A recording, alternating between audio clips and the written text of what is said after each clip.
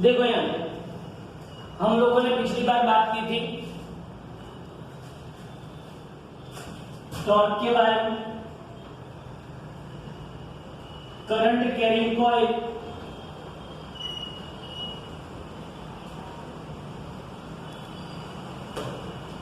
जब magnetic field के अंदर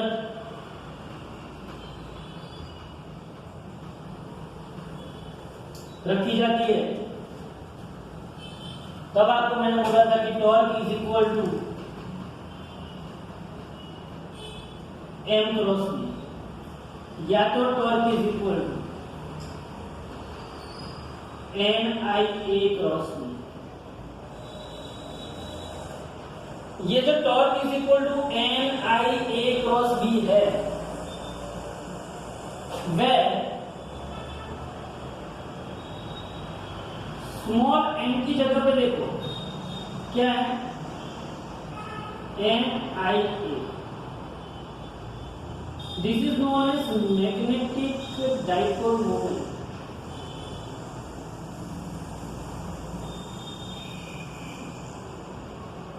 उसका यूनिट क्या हो, एन मतलब नंबर ऑफ टर्न्स, आई मतलब इलेक्ट्रिक करंट और ए मतलब एरिया वेक्टर। तो इलेक्ट्रिक करंट का यूनिट एम्पियर और एरिया वेक्टर का यूनिट क्या हुआ, मीटर स्क्वायर। तो आपके पास क्या यूनिट आया, एम्पियर इंटू मीटर स्क्वायर। किसका, मैग्नेटिक डाइपोल मोमेंट का यूनिट आपके पास क्या है, एम्पियर इंटू मीटर स्क्वायर। याद रखना। तो ये है मैग्नेटिक डाइपोल मोमेंट का यूनिट। ओके फाइन, चलो ध्यान रखिए। यहाँ पे मैंने आपको आगे भी बोला था कि टॉर्क इज इक्वल, अगर आप उसको मैग्नीट्यूड में लिखोगे तो क्या मिलेगा आपको, बीना sine theta. Torque is equal बीना साइन थीटा, और साइन थीटा के बिना का बिना, साइन थीटा के बिना, साइन थीटा के बिना, साइन थीटा के बिना का बिना मतलब क्या होता है, टॉर्क मैक्स। क्या होता है, टॉर्क मैक्स। रियलिटी में देखने जाओ तो कल जो हमने बात की थी वह ऐसे की थी कि करंट कैरिंग लूप कॉइल है, मैग्नेटिक फील्ड है, इसको मैंने जब मैग्नेटिक फील्ड के अंदर रखा और करंट पास किया तो नीचे फोर्स लगता है, यहाँ पे ऊपर फोर्स लग रहा है, फिर क्या करता है, टॉर्क लगता है। टॉर्क लगता है मतलब ये रोटेट करता है, टॉर्क लगता है मतलब क्या करता है, ये रोटेट करता है। और आपको शायद पता होगा कि यही चीज आपके फैन में यूज होती है। फैन में भी यही है ना, मैग्नेटिक फील्ड फिक्स है, उसके बीच में कॉइल रखी हुई है और उसके अंदर हम करंट पास करते हैं, करंट पास करते हैं तो वो रोटेट करता है, और वो जो रोटेट करता है उसके साथ क्या जुड़ा होता है, शाफ्ट जुड़ा होता है, और जो शाफ्ट जुड़ा होता है उसके साथ क्या जुड़ा होता है, वो विंग जुड़े होते हैं। इसलिए वो क्या करता है, घूमता है, घूमता है, तो जो अपनी स्टेशनरी एयर है उसके साथ ये रिलेटिव मोशन होती है, और रिलेटिव मोशन होती है इसलिए अपनी एयर घूमने लगती है, और वो एयर को हम क्या बोलते हैं, विंड बोलते हैं। ये सब बात होती है, मतलब टॉर्क लगा। कहने की बात ये है कि टॉर्क लगा। टॉर्क मैक्सिमम क्या कब होगा, जब ए एंड बी दोनों एक दूसरे के परपेंडिकुलर। क्या होगा, एक दूसरे के परपेंडिकुलर, तब टॉर्क क्या लगेगा, मैक्सिमम लगेगा। ये तो हमने देख लिया। उसके बाद है explain circular current loop as a magnetic dipole. Explain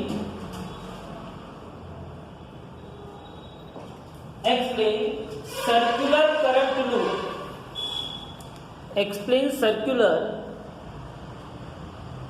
current loop as a magnetic dipole। समझो ध्यान से, explain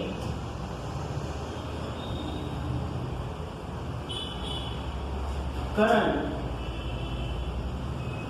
as a magnetic dipole। बात ये हुई कि सपोज कि हमारे पास ऐसी एक सर्कुलर लूप है, ये इसका सेंटर है, ये इसका रेडियस r है, यहाँ पे x डिस्टेंस पे मुझे मैग्नेटिक फील्ड चाहिए, तो बोलो यहाँ पे मैग्नेटिक फील्ड क्या था, याद है आप लोगों को? यहाँ पे अपने को मैग्नेटिक फील्ड था B of x is equal to μ0 I r square upon 2 into r square plus x square raise to 3/3। ये आपको पता है, मुझे भी पता है। हुआ क्या यहाँ पे, अगर ये रिंग के अगर ऐसे n नंबर ऑफ टर्न्स, कितने नंबर ऑफ टर्न्स है, इफ देयर आर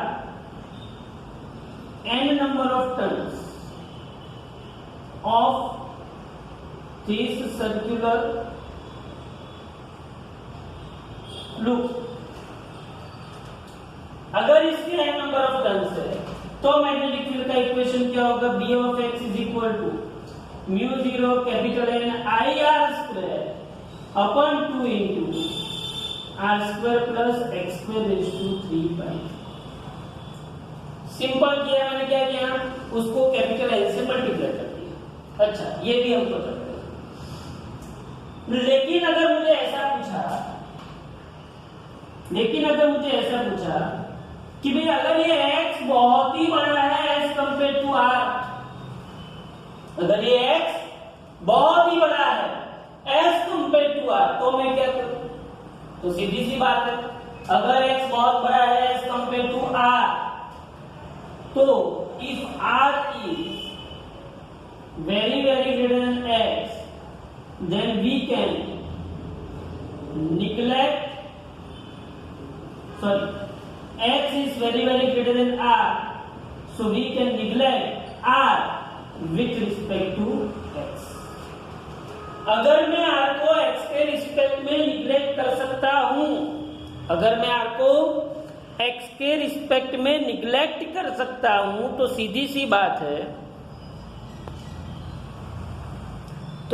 बात है कि मुझे ये इक्वेशन मिलेगा। कौन सा इक्वेशन मिलेगा? B of x μ0 n I r square 2 into x square raise to 3/2, 2 cut, तो B of x is equal to μ0 n I r square divided by 2x cube. ये मुझे इक्वेशन मिला। अब अगर ये इक्वेशन के अंदर मुझे मैग्नेटिक डाइपोल मोमेंट को एंटर करना है, किसको एंटर करना है, तो यहाँ पे मैं मैग्नेटिक डाइपोल मोमेंट को क्या करता हूँ, एंटर करता हूँ। कैसे, ध्यान से देखना। बोलो मेरी मैग्नेटिक डाइपोल मोमेंट क्या है, m is equal to n I n। यहाँ पे अब यहाँ पे ध्यान से देखना, multiply and divide RHS by 2π। किससे मैंने मल्टीप्लाई किया और किससे डिवाइड किया? RHS को 2π से मल्टीप्लाई किया और 2π से डिवाइड। तो B of x is equal to μ0 n I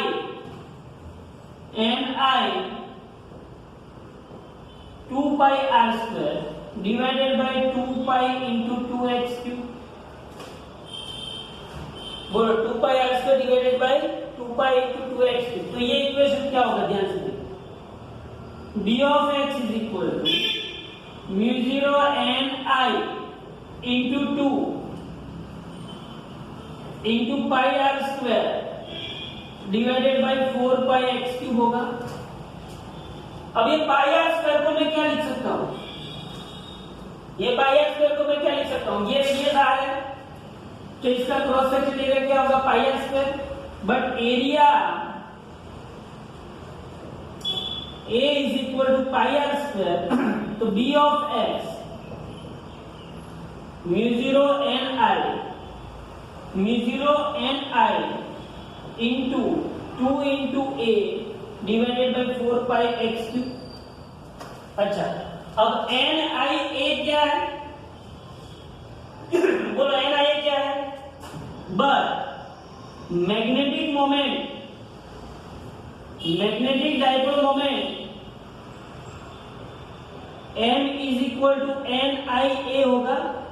अच्छा, magnetic dipole moment m is equal to क्या होगा, एन आई ए।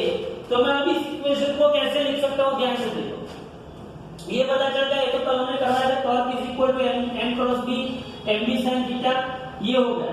अब यहाँ पे देखो, अगर मैं m is equal to N I A लिखूं तो बोलो क्या होगा, देखो। तो b of x is equal to mu zero का mu zero, N I A की जगह पे मैं क्या लिख सकता हूं, m। तो म्यू जीरो अपन 4 पाई, यहाँ पे 2m हो जाएगा, होगा कि नहीं होगा। यहाँ पे 2 का 2 और एन आई ए मतलब m, तो यहाँ पे 2m डिवाइडेड बाई x। तो b of x is equal to mu zero upon 4 by 2m divided by x। अगर मैं वेक्टर फॉर्म के अंदर लिखना चाहूं, वेक्टर फॉर्म के अंदर, तो क्या होगा, vector b of x is equal to mu zero upon 4 pi ये 2m डिवाइडेड बाई x। इस इक्वेशन का बहुत यूज है नेक्स्ट चैप्टर। तो यहां पे मुझे मैग्नेटिक फील्ड का इक्वेशन कौन सी टर्म में मिला, मैग्नेटिक डाइपोल मोमेंट। तो यहां पे यही दिया है, पूछा है explain circular current rule as a magnetic dipole. अब मैग्नेटिक डाइपोल, जैसे हमारे पास इलेक्ट्रिक डाइपोल था, इलेक्ट्रिक डाइपोल क्या था, इलेक्ट्रिक डाइपोल क्या था, प्लस था, ये माइनस था, माइनस से प्लस, उसकी डाइपोल मोमेंट होती थी। वैसे मैग्नेटिक डाइपोल, मैग्नेटिक डाइपोल में ये नॉर्थ है और ये साउथ है, तो साउथ से नॉर्थ उसकी मैग्नेटिक डाइपोल मोमेंट होती है। क्या होती है उसकी मैग्नेटिक डाइपोल मोमेंट, क्योंकि जब ये लूप होती है और इसके अंदर करंट बहता है, अगर ये करंट अंदर गया, अगर ये करंट अंदर गया तो क्या, सीधी सी बात है, अंदर जाएगा तो क्या करेगा, ऐसे मैग्नेटिक फील्ड बनाएगा, अंदर जाएगा तो ऐसे मैग्नेटिक फील्ड बनाएगा कि नहीं बनाएगा। आप समझ लो कि ये लूप है, और करंट ऐसे जा रहा है, करंट अंदर जा रहा है, करंट ऐसे जा रहा है, तो बोलो क्या होगा, मैग्नेटिक फील्ड ऐसे जाएगा, मतलब ऐसे आएगा, मैग्नेटिक फील्ड आएगा कि नहीं आएगा। तो ये जो मैग्नेटिक फील्ड है तो उसका एक नॉर्थ बनेगा और ये क्या बनेगा, साउथ, और उसकी वजह से ये जो करंट रूट है वो as a magnetic dipole represent करेगी। ओके, तो यहाँ पे आपको पूरा वही का वही समझाया हुआ है कि जैसे हमारे पास इलेक्ट्रिक फील्ड के अंदर, मतलब जैसे हमारे पास इलेक्ट्रिक फील्ड E है, वैसे हमारे पास मैग्नेटिक फील्ड क्या है, B। जैसे हमारे पास इलेक्ट्रिक डाइपोल मोमेंट P है, वैसे हमारे पास मैग्नेटिक डाइपोल मोमेंट क्या है, M। जैसे हमारे पास permittivity of vacuum epsilon naught है, वैसे यहाँ पे क्या है, 1/μ0। तो ये हमारे पास मैग्नेटिक डाइपोल मोमेंट की बात है। ओके, अब हमारी सिर्फ और सिर्फ गैल्वेनोमीटर वाली थ्योरी बाकी है, बाकी ये पूरे चैप्टर की थ्योरी कंप्लीट हो रही है। आज मैं गैल्वेनोमीटर वाली थ्योरी करवा दूंगा, लेकिन अभी मैं एक न्यूमेरिकल करवा रहा हूँ, ध्यान से देखना। ये हो गया सिंपल सी थ्योरी है। आपने क्या किया, b of x is equal to mu zero by r square 2 into r square plus x square raise to 3/2।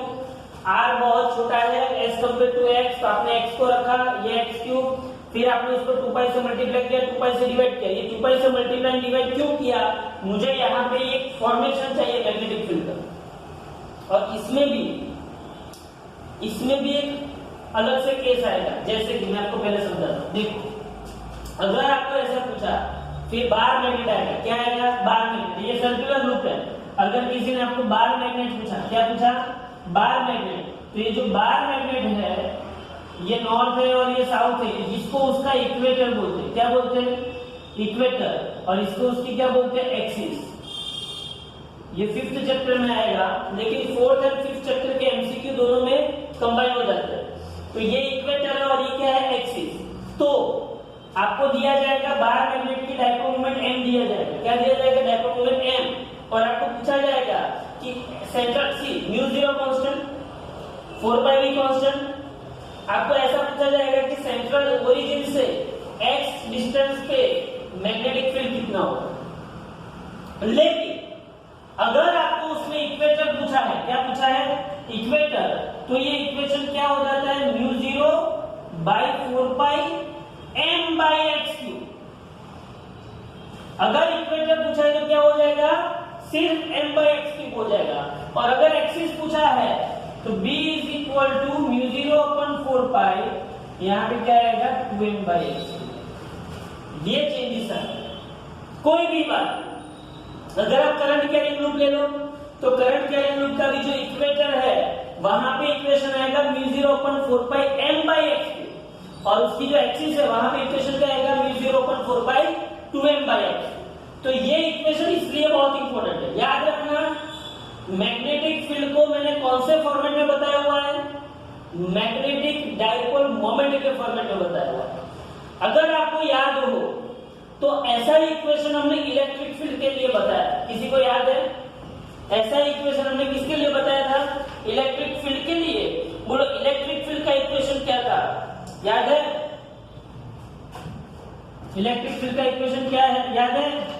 तो इलेक्ट्रिक फील्ड का इक्वेशन था, इलेक्ट्रिक फील्ड का इक्वेशन किसके लिए, किसके फॉर्मेट में, डाइपोल मोमेंट के फॉर्मेट। किसके फॉर्मेट में, डाइपोल मोमेंट के फॉर्मेट में। याद करो, डाइपोल की एक्सिस पे इलेक्ट्रिक फील्ड, डाइपोल के इक्वेटर पे इलेक्ट्रिक फील्ड, याद आ रहा है? तो हम लोगों ने डाइपोल की एक्सिस पे इलेक्ट्रिक फील्ड का इक्वेशन लिखा था। बोलो इलेक्ट्रिक फील्ड, तो 2p upon 4 pi epsilon not x cube लिखा था। तो यहाँ पे 4 पाई तो है ही, 2m तो यहाँ पे 2p है, तो म्यू जीरो यहाँ पे क्या हो गया 1 अपन एप्सिलॉन नॉट। बोलो लिखा कि नहीं लिखा? देखो फिर से, ये b क्या है, mu zero upon 4 pi 2m by x cube. अब इन दोनों इक्वेशन को कंपेयर करो। बोलो चलो, ये 4 पाई, ये 4 पाई तो है, ये 2p तो ये 2m है, ये x क्यूब तो ये x क्यूब भी है। तो यहाँ पे 1 upon epsilon naught is equal to, यहाँ पे क्या हो जाता है म्यू नॉट। बोलो inverse, epsilon naught is equal to 1 upon mu naught, या तो mu naught is equal to 1 upon epsilon naught. तो ये जैसा ही इलेक्ट्रिक फील्ड में आपको इक्वेशन मिला था, वैसे ही आपको इक्वेशन किसके अंदर मिल रहा है, मैग्नेटिक फील्ड में। याद रखना है equation mu zero upon 4 pi 2m by x cube, कहां पे, एक्सिस पे, डाइपोल की एक्सिस पे, डाइपोल की एक्सिस पे। और डाइपोल के इक्वेटर पे क्या आएगा, mu zero upon 4 pi m by x. बोलो इतना पता चला? हाँ, तो ये मैग्नेटिक डाइपोल की एक्सिस पे और उसके इक्वेटर पे आपको क्या मिल गया, मैग्नेटिक फील्ड का इक्वेशन मिल गया। Okay fine. अब एक और न्यूमेरिकल मैं आपको करवाना चाहता हूं, ध्यान से देखना, बहुत ही बढ़िया न्यूमेरिकल है।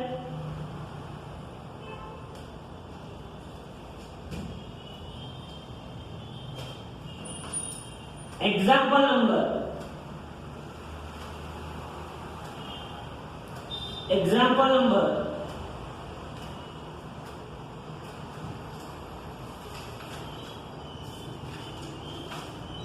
11। हमारे 1 to 10 एग्जाम्पल हो गए। अब एग्जाम्पल नंबर 11, बहुत ही बढ़िया क्वेश्चन पढ़ो। एग्जाम्पल नंबर 11 में क्या कहा गया है, देखो,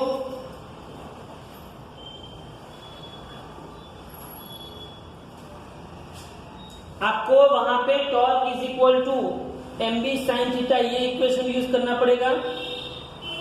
और फिर उसका हम इंटीग्रेशन करके, अगर मैं इसको थीटा 1 इज इक्वल टू 0 से थीटा 2 इज इक्वल टू 90 तक घुमाता हूं तो क्या आएगा, वो वहां पे बताना है। देखो, तो example number 11,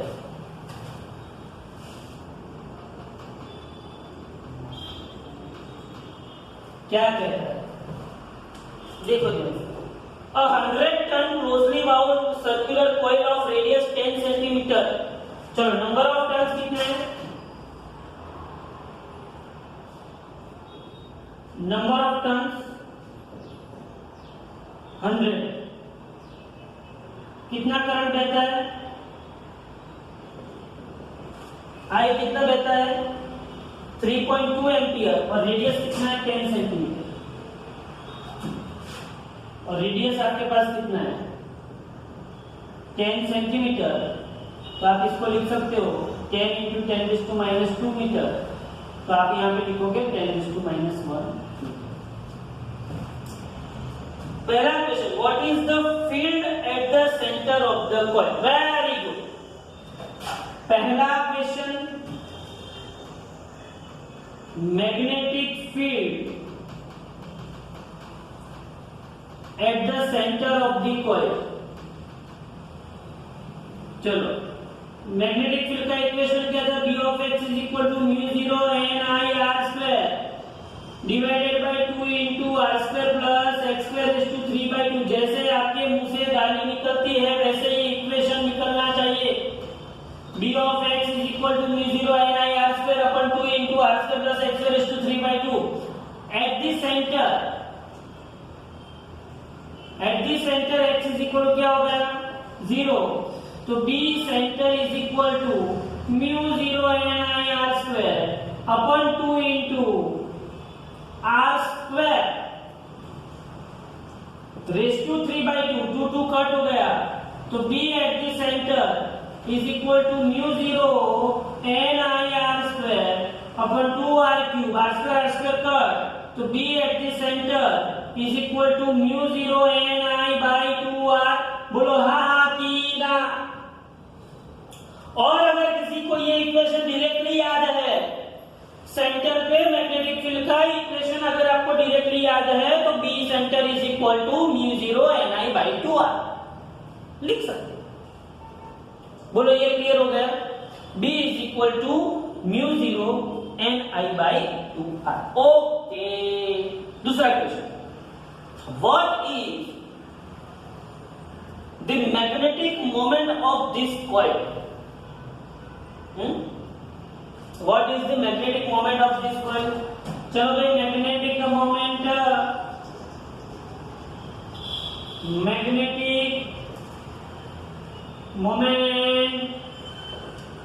M is equal to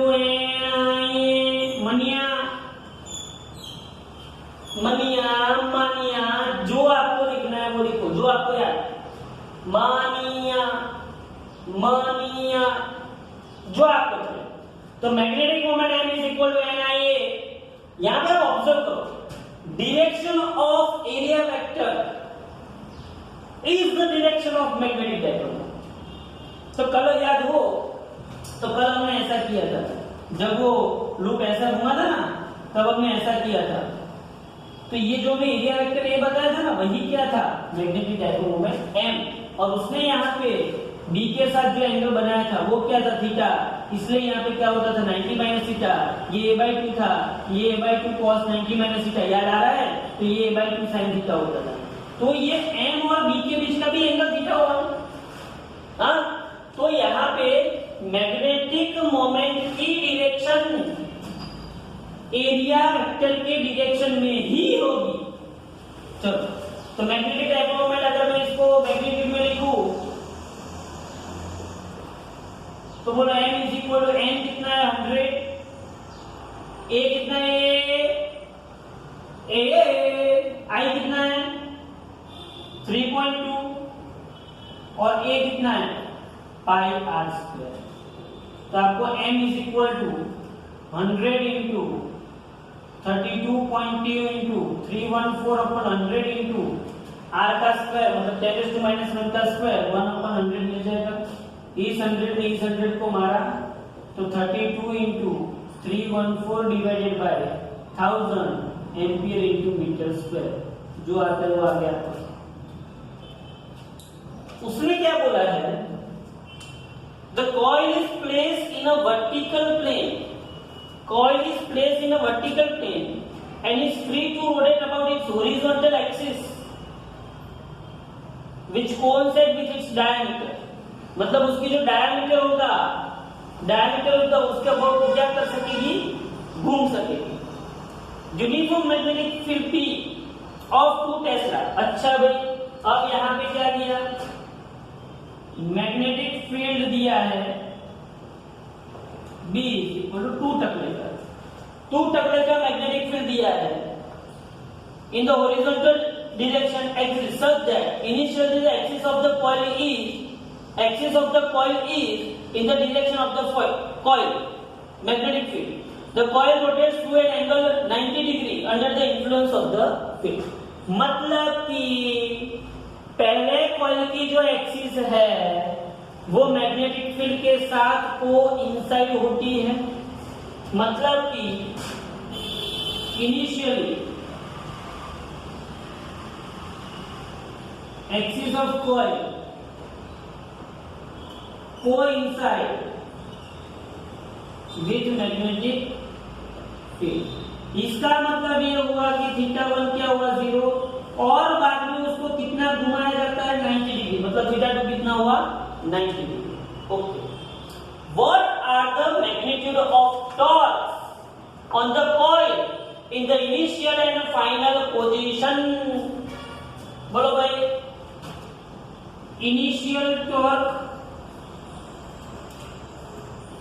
initial position में टॉर्क कितना होगा, बोलो टॉर्क कितना होगा, torque 1 is equal to M B sine θ1। या तो आपको ऐसा ना लिखना हो तो बिना साइन θ1, लेकिन बिना में यहाँ पे आ गया तो torque 1 is equal to M कितना है, जितना है उतना, एम जितना है उतना, बी भी जितना है उतना, और साइन थीटा मतलब साइन 0, तो टॉर्क 1 साइन 0 क्या आ गया 0 न्यूटन इंटू मीटर आया। अब उसने क्या पूछा 90 डिग्री घुमाना है, फाइनल पोजीशन, बोलो फाइनल पोजीशन को उसको ले जाना है, फाइनल पोजीशन मतलब 90 डिग्री। तो नाउ फाइनल पोजीशन मतलब θ2 इज इक्वल टू 90 डिग्री, θ2 90 है तो फाइनल पोजीशन में torque is equal to M B sine θ2। M आपको पता है, बी आपको पता है, साइन 90 क्या होता है 1, तो टॉर्क 2 क्या होगा एम बी न्यूटन इंटू, सबकी वैल्यू रख के आंसर लाना। हाँ, तो टॉर्क 2 क्या होगा M B newton into metre. Okay, अब उसका लास्ट क्वेश्चन, ये सेक्शन 1 था, ये 2 था, ये उसका सेक्शन 3 था, और उसका सेक्शन 4। बहुत ही बढ़िया सेक्शन, ध्यान से समझ। उसने क्या पूछा है, what is the angular speed acquired by the coil when it is rotated bye 90 degree, और उसने मोमेंट ऑफ इनर्शिया दिया हुआ है। कॉइल का क्या दिया है उसने, मोमेंट ऑफ इनर्शिया, याद करो, moment of inertia I is equal to उसने दिया है 0.1 kg इंटू मीटर स्क्वायर। याद रखना, ये I मोमेंट ऑफ इनर्शिया है, ये I इलेक्ट्रिक करंट है। सपोज कि मैं यहाँ पे इसको I डैश बोल देता हूँ, बोलो चलेगा कि नहीं चलेगा। ये वो वाला जो I है वो क्या है, मोमेंट ऑफ I डैश क्या है, मोमेंट ऑफ इनर्शिया, और I क्या है, इलेक्ट्रिक करंट। अब उसने मुझे ऐसा पूछा कि अगर मैंने कॉइल को ऐसे घुमाया तो उसकी एंगुलर स्पीड क्या हो। अच्छा भाई, उसने मुझे एंगुलर स्पीड पूछा है, क्या कर सकते हैं। तो मेरे पास टॉर्क का इक्वेशन है, torque is equal to M B sine theta. But मुझे याद आया, अस्माकं यादम करोति that torque is equal to I alpha. हाँ भाई, torque is equal to I alpha तो है। फिर मुझे याद आया कि मैंने I alpha is equal to मैं लिख सकता हूं एम बी साइन थीटा। अच्छा भाई, बट फिर मुझे ये भी याद आया कि अल्फा इज इक्वल टू होता है D omega by D T. तो मैंने आई अल्फा की जगह पर मैंने रखा D omega by D T, क्योंकि अल्फा क्या है, एंगुलर एक्सेलरेशन। क्या है अल्फा, एंगुलर एक्सेलरेशन। बराबर है। तो मैंने यहाँ पे लिखा alpha angular acceleration is equal to angular speed upon time. लेकिन यहाँ पे जो मुझे इंस्टाग्राम करना है वो डी थीटा का करना है, तो मुझे यहाँ पे डी थीटा लाना पड़ेगा। मैं कैसे लाऊं? समझ रहा है? ये D omega by D T, इसको डी थीटा से मल्टीप्लाई किया, डी थीटा से डिवाइड किया, और ये क्या हो गया? M B sine theta. D theta से मल्टीप्लाई किया, डी थीटा से डिवाइड। ये हम वर्षों से करते आ रहे हैं, याद हो। ये D theta by D T और ये D omega by D T, तो I D theta by D T into D omega by D theta. अच्छा, ये आई कौन सा है? ये आई डैश है, moment of inertia is equal to M E sine. अब ये I dash D theta by D T D omega, अरे ओमेगा डी ओमेगा। अच्छा, ये डी थीटा को उससे ले जाओ, ये D omega is equal to M B sine theta D theta. तो यहाँ पे रीजन लिखने का कि ओमेगा इज इक्वल टू क्या हुआ? D theta by D, angular speed is equal to angular position divided by time. अब इसको दोनों साइड इंस्टाग्राम कर दो, तो ये आई डैश बाहर निकल जाएगा, ये ओमेगा डी ओमेगा, ये एम बी बाहर निकल जाएगा, ये साइन थीटा डी थीटा। बोलो कर सकते हैं कि नहीं कर सकते हैं? देख लो इसको, I omega D omega, I integral omega D omega is equal to M B बाहर निकल गया, integral sine theta D theta. अच्छी तरीके से इसको देख लो। चलो आगे बढ़ते हैं, इसका इंस्टाग्राम करो। इसका इंस्टाग्राम ये कहां से कहां होगा? 0 to 90, थीटा 1 0 है ना, और थीटा 2 क्या है? 90, तो 0 to 90। और ओमेगा का हम क्या करेंगे? 0 to ओमेगा। ओमेगा का हम क्या करेंगे? 0 to ओमेगा। मतलब मैं यहाँ पे लिखूंगा ये 0 और ये ओमेगा, तो बोलो मतलब कि यहाँ पे मैं लिखूंगा I dash is equal I dash omega raise to 1। तो इसका इंस्टाग्राम क्या होगा? Omega square by 2, 0 to omega is equal to M B sine theta का integral minus cos theta 0 to 90। तो I dash by 2 omega square minus 0 square is equal to minus M B, और यहाँ पे क्या आएगा? cos 90 minus cos 0। ये I dash square omega square by I dash omega square by 2, I dash omega square by 2 is equal to minus M B cos 90 0 cos 0 1। तो ये I dash omega square by 2 is equal to plus M B, तो ये omega dash square is equal to 2mb by I dash. तो ये omega dash is equal to square root of 2mb by I dash. 2 पता है, m पता है, b पता है, आई डैश भी आपको पता है। बोलो आंसर मिल जाएगा। तो बहुत ही बढ़िया सम, 4 क्वेश्चन ये सम के अंदर पूछे हुए हैं। 2mb by I dash raise to half, बोले हो जाएगा।